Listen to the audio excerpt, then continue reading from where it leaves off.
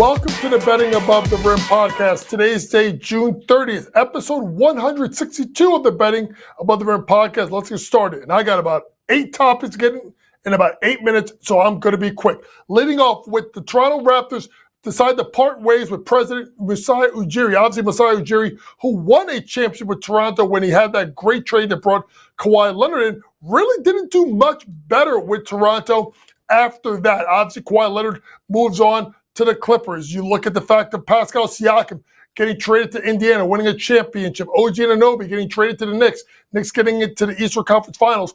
And Toronto, even though they picked up Brandon Ingram, looks like a team in flux. Best thing to do in this situation, folks, is Masai Ujiri was going to be on the last deal of his deal. Either you extend him or they let him go. Masai Ujiri gets let go in Toronto and be ready for a complete and total teardown where no player, maybe except Scotty Barnes, is safe. Speaking of safe, LeBron James decided to opt in to his $26 million contract for $52.6 million. And he came out and said so many words, he's ready and he wants to go ahead and win. So it brings up an interesting spot for the LA Lakers, a Lakers team that could be on the market for a big man.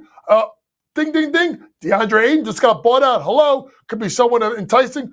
Or you can look at other guys like Nick Claxton or so on and so forth.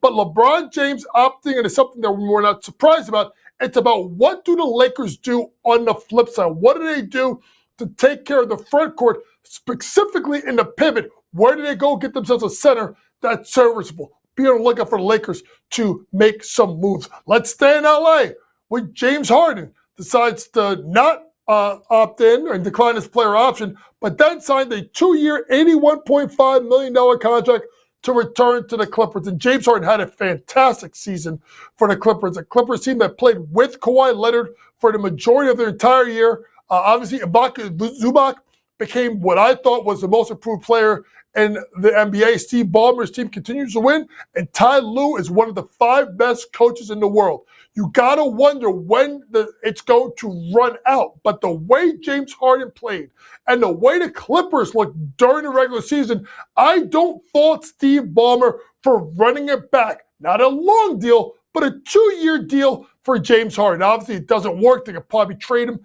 after next season when he's in the last year of his deal. But good for James Harden, 2-year, $81.5 million extension to stay with the Clippers. Well, some people are staying, other people are going. And Utah, after drafting Ace Bailey 5th, which shocked a lot of people, now has moved on a couple of players. I said specifically that they had to move 3 guys out of 4 by the start of next season. Laurie Marketing, John Collins, Collin Sexton, Jordan Clarkson. But 2 of the 4 just got moved literally in the last 48 hours. First, Collin Sexton and a 22nd round draft pick was sent to Charlotte for Yusuf Nurkic. And then you look at the flip side, which is now Nurkic is the backup center to Walker Kessler. Unless Kessler gets traded. And then obviously Jordan Clarkson finalizing a buyout with the Utah Jazz will become a coveted free agent for the mid-level exception for teams looking for scoring off the bench. Knicks, Sixers, Pacers, abundance of the Rockets. A lot of teams will be looking at Jordan Clarkson, a guy that can come off the bench and get buckets. But speaking of buckets, that means more buckets for Ace Bailey. Let's move on with another trade that took place, and Lonzo Ball getting traded to Cleveland for Isaac Okoro. Folks, I'm going to tell you this right now. If Lonzo is healthy, this is a home run for Cleveland. My problem with Cleveland has been in the backcourt with Garland and Spider being too small at 6'1" and 6'1". Lonzo Ball, great point guard, gets you in the offense, 40% shooter from 3 his last full season. I do believe that was with the New Orleans Pelicans. And obviously his ability to defend bigger guards helps out Cleveland. In regard to Isaac Okoro, I thought his minutes were going to be shaved. Anyway, you kind of saw how that happened. And speaking of Cleveland, shout out to Sam Merrill. He got extended, but do look for Ty Jerome to go get a payday somewhere else because Cleveland will not be able to afford him. But shout out to Lonzo. If Lonzo is healthy and he can prove it, watch him possibly move Darius Garland. That's my hot take. Let's moving on to staying a couple of guys re-upping or extending. And that's Naz Reid and Julius Randle. Naz Reid re-signed 5 years, $125 million to stay with the Minnesota Timberwolves. And of course, 3-time All-Star Julius Randle declined his option and then signed a 3-year, $100 million deal to stay with Minnesota. What a job by both of these guys in the playoffs. Both played particularly well, showing that they can play together. Speaking of playing together, what does that mean for someone like Rudy Gobert, who was rumored to be in a trade for possibly Kevin Durant, when Kevin Durant decided that he did not want to go to the Minnesota Timberwolves? The Minnesota Timberwolves team that I'm extremely high on brings back 2 core guys. Now remember, Nickeil Alexander-Walker is going to move on. They cannot afford him at this point, so we will be moving on after this year. So look for 2 guys, either Rob Dillingham or Terrence Shannon Jr. to step up and get some minutes for the Minnesota Timberwolves. Speaking of stepping up and Kevin Durant, Jabari Smith got his extension, 5 years, $122 million from the Houston Rockets. Someone that has struggled at times to shoot the ball from 3, shot the ball from 3, I do believe over 40% last year. This is a Jabari Smith that I was really high on coming out of Auburn, and now sets himself in a very interesting dilemma and situation here, because now there isn't a ton of pressure with Amen Thompson, with Durant, and obviously with Alperen Sengun in the front court. Jabari Smith now moves to the bench. Jabari Smith, Steven Adams, Tari Eason, and what either or between Reed Shepard or Cam Whitmore really now makes the Houston Rockets a really, really, really deep team in the Western Conference, and I think is the biggest competitor to the Oklahoma City Thunder. Speaking of competitors, one guy that I always love to watch play is Bobby Portis, a.k.a. Bobby Digital. And Bobby Digital is staying with the Milwaukee Bucks. Bobby Portis is signing a 3-year, $44 million extension or deal to stay with the Milwaukee Bucks with a player option for 27-28. Milwaukee is in a really tough spot because they don't have a lot of wiggle room to move around in regards to bringing in more talent. So obviously having Bobby Portis at his disposal in the front court to play with Giannis, should Giannis stay, gives them a veteran presence and a proven score. However, remember, Pat Connaughton also opted in, looked for Brook Lopez to leave and sign a free agent deal somewhere, and we'll have suitors. Lastly, I talked about it briefly. Remember, DeAndre Ayton, after Yang Hansen gets drafted this year, and then last year to draft Don McClingan and Rob Williams, DeAndre Ayton bought out. It's going to be interesting to see who picks up DeAndre Ayton. If they can get this kid right and get him playing the right way, DeAndre Ayton could still be a double-double player in the NBA. Coming up next, we'll get into our war tour. We'll look at some popular props for the number 1 overall pick, Cooper Flag, triple-double, 40, 50, 30-point game. When does it happen? How many? And then we'll look at the win total in the WNBA. Some teams are rising, some teams are falling. We'll be back with our award tour after this commercial break.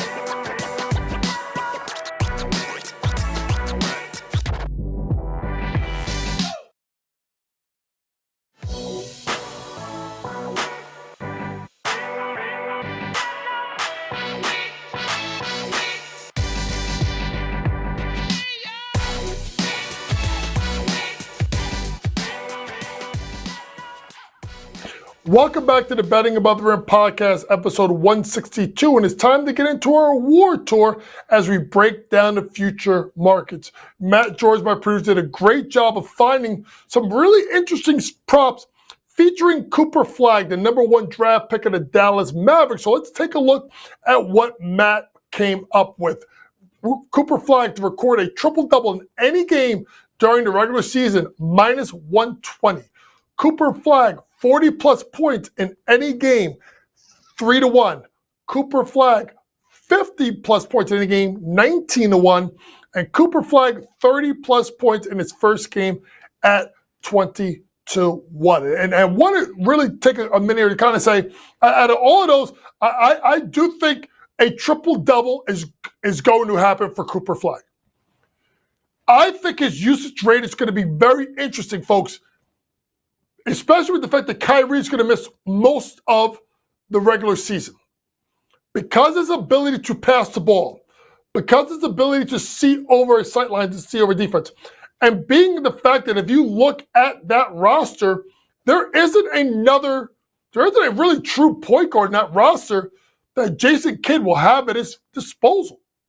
So I could see them playing him as what we call a point forward. Whereas he could not be a point guard per se, but bring the ball up the floor and initiate a lot of the offensive action.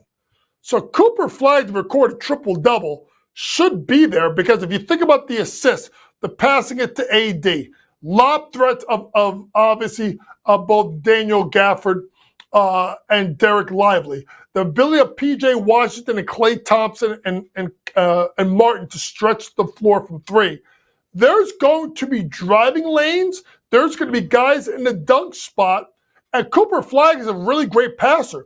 He's also really good at diming people up and rebounding the ball. So to me, I really love Cooper Flagg, minus 120 to record a triple-double in any game. And I will say this, the way to play Cooper Flagg early on in the season, rebounds plus assists. He's going to stuff the stat sheet a lot more than you think. Let's head to the W as we want to take a look at every couple of weeks. We try to look at the regular season win totals of the WNBA and see how they've changed. Minnesota Lynx, leaders in the clubhouse now at 33.5. New York Liberty, 32.5. We'll get to them in a second. Phoenix, 30.5. Indiana, 26.5, along with Seattle. Atlanta, one of the surprise teams, 25.5. Vegas, oh my God, they're falling off, 23.5. There they are, the Valkyries. They were 8.5. They were at 15.5. Now they're at 19.5. Mystics, 19.5, having a good season. Sparks, 14.5. 13.5 for Dallas. The Chicago Sky at 11.5. And Connecticut Sun at 7.5. I know I sat there and said the Chicago Sky are the worst team in the WNBA. Okay. They're second worst. Because Connecticut is awful. And I honestly, folks, don't know when they're going to win another game.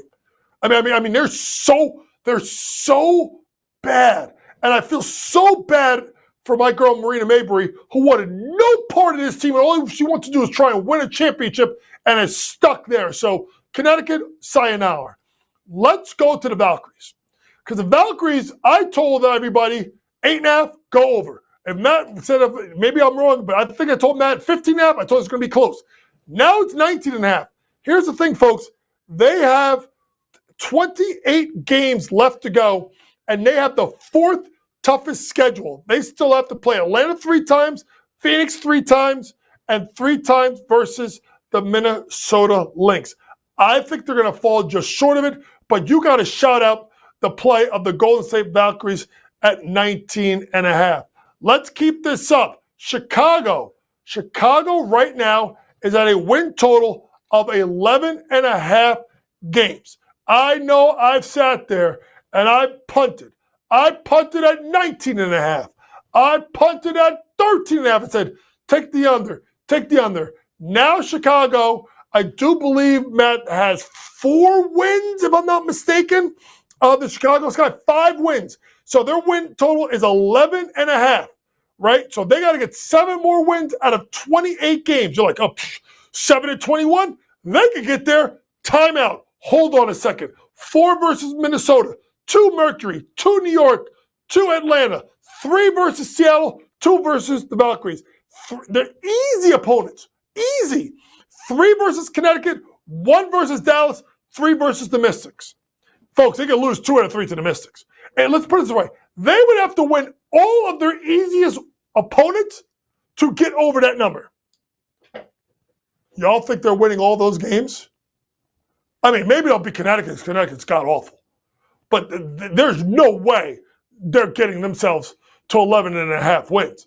And then you got to remember, folks, when you look at the WNBA draft and basically what we have going here, you got to remember that they are in an interesting spot here in regards to the WNBA draft, right? Because their pick goes to Minnesota. Oh my God, this is the gift that keeps on giving. So they have to find a way to win. I don't care. They're going to go under 11.5 wins, which is a crazy, crazy thing, folks, is they have the worst. They have 11.5 wins. The team with the worst odds is Connecticut. And guess what? They own Connecticut's pick for who?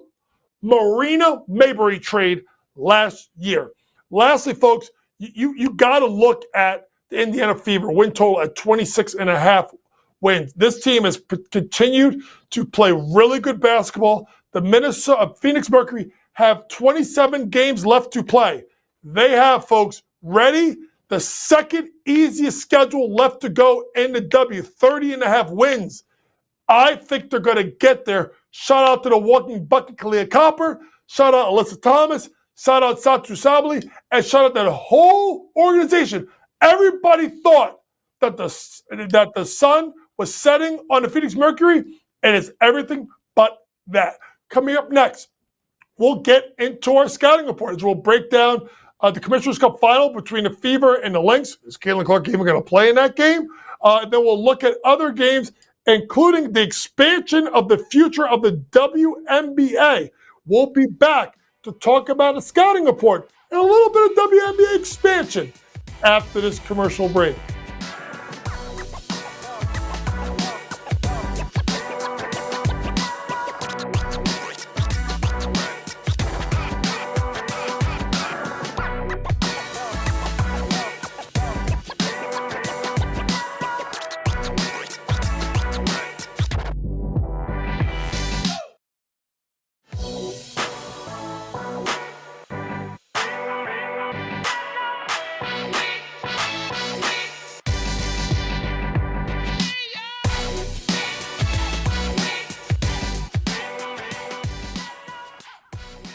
Welcome back to the Betting Above the Rim podcast, episode 162.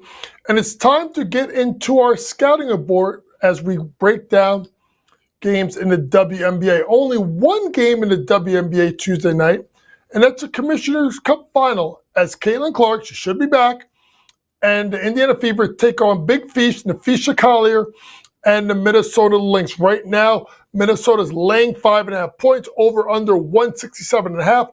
Plus 190 for the Fever and minus 240 for the Minnesota Lynx. And when you really look at this matchup, you know, they've been wildly inconsistent, the Indiana Fever. I mean, everybody's going to look at particularly that one game that they had versus the New York Liberty when she came back and she buried a ton of threes in that performance. But a lot of people don't remember that sort of the Liberty slide, Jonquel Jones, and that's, I'm going to get to that really quick, is I'm going to say this right now.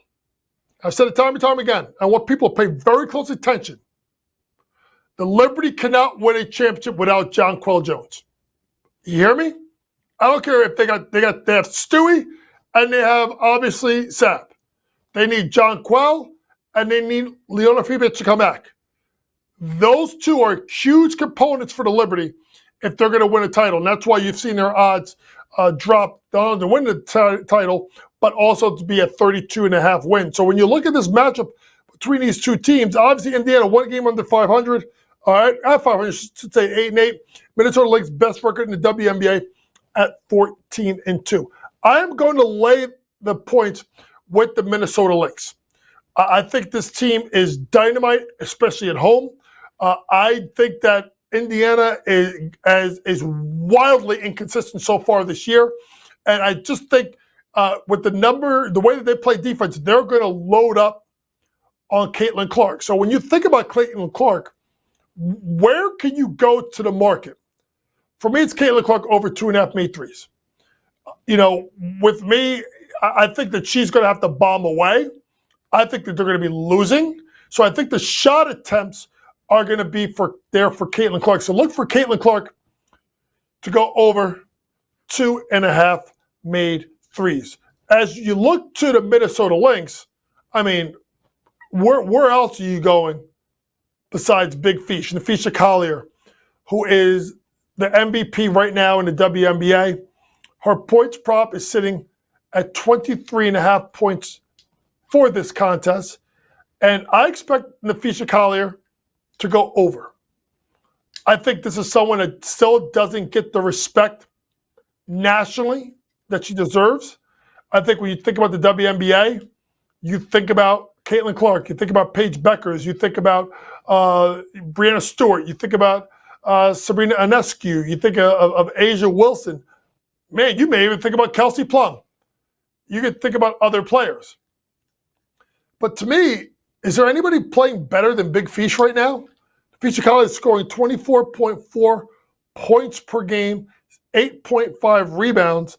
So to me, this is a chance for her on a national stage because everybody's going to watch a game for Caitlin Clark. Look for Big Fish to go over her points prop. Why is everybody watching? Well, because of Caitlin Clark. And Caitlin Clark not only is a top vote getter, she broke her own record for most votes when she did it last year. Caitlin Clark continues to be the eyeballs on the set for the WNBA. And they need this girl to continue to play at a high level. She is the best ambassador for the league. And damn it, players, she's the best thing for your wallet. Speaking about the future of the WNBA, there is obviously going to be continued expansion as they're going to have 16 teams by 2030. Cleveland, remember them? The Cleveland Rockers. They once had a team. They're going to be in 2028. The Detroit, remember the Detroit Shock? They're going to be a WNBA team. And Philadelphia, I've talked a lot about the city of Philadelphia. My good friends, Kevin Lynch and Tony Lee of the Philadelphia Rise, one of the premier AAU organizations. You could talk about a guy named Mike Flynn that started the Philadelphia Bells. They deserve to get a team in Philadelphia. They're going to be way more than 16. We're going to be pushing 20 WNBA teams not too long. And shout out to the W. Just damn it, protect Caitlin Clark. This has been your Betting About the Rim podcast for June 30th. For all things sports gambling, download that Sports Grid app. Pre-game, in-game, post-game, props, predictions, and more from the very best in the sports gambling industry. For my producer, Matty George, Vinny does a great job with the graphics. Thanks for listening, folks, and always remember, it's smarter to be on Sports Grid. Good night.